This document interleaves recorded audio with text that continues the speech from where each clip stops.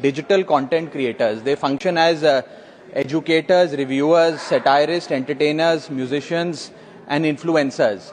ये सही मायने में सर भारत के ग्रास रूट कम्युनिकेटर बन गए हैं और इनका यूट्यूब चैनल हो या इंस्टाग्राम पेज हो, ये इनके लिए सोर्स ऑफ एंटरटेनमेंट नहीं बल्कि इनकी सोर्स ऑफ इनकम है, इनका एसेट है. It is the fruit of their hard work. But एक चीज से ये सब परेशान हैं और उस मुद्दे को आज मैं सदन में उठाना चाहूंगा. That is the issue of fair use and arbitrary copyright strikes by digital platforms. Sir होता क्या है कि अगर एक कंटेंट क्रिएटर कुछ सेकंड, चंद सेकंड, 2-3 सेकंड के लिए कॉपीराइटेड कंटेंट को रीपर्पस करके कमेंट्री, क्रिटिसिज्म, पैरोडी, एजुकेशनल या न्यूज रिपोर्टिंग पर्पसेस के लिए यूज करता है, चाहे वो क्रेडिट देता हो, उसको इंसिडेंटली यूज करता हो, कॉपीराइट स्ट्राइक मारकर उसके जो उसकी यूट्यूब चैनल है, प्रॉपर्टी है या इंस्टाग्राम पेज है, उसे वाइप आउट कर दिया जाता है और उसकी सालों की मेहनत चंद मिनटों में समाप्त हो जाती है. Sir, livelihoods must be decided by law and not by arbitrary algorithms.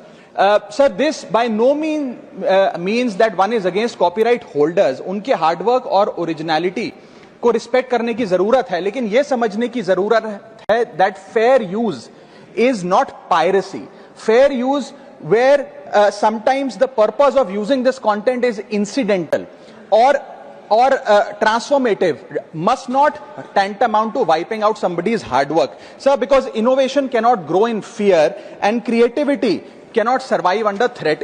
India का कॉपीराइट एक्ट सर 1957 में बना. एक ऐसे दौर में बना जब ना इंटरनेट था, ना कंप्यूटर थे, ना डिजिटल कंटेंट क्रिएटर्स थे, ना यूट्यूब, इंस्टाग्राम था. And this act lakhs the very definition of digital creators. ये फेयर डीलिंग की बात करता है, लेकिन फेयर डीलिंग की बात किताबों, मैगजीन और जर्नल के कॉन्टेक्स्ट में करता है, जो उस दौर की इंफॉर्मेशन डिसेमिनेशन के सोर्सेज थे, ना कि आज के दौर की. इसीलिए मैं 3 मांगे आज सदन में लेकर आया हूं. मेरी पहली मांग है, amend the copyright act of 1957 and define digital fair use. परिभाषित करिए कि ट्रांसफॉर्मेटिव यूज क्या है, जैसे कि commentary, satire, critic, explanation.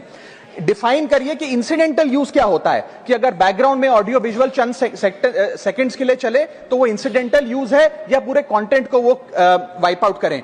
Proportionate use, educational use, public interest use and non commercial use की परिभाषा देने की आज आवश्यकता है. दूसरी मेरी मांग है sir, bring in the proportionality doctrine in copyright enforcement.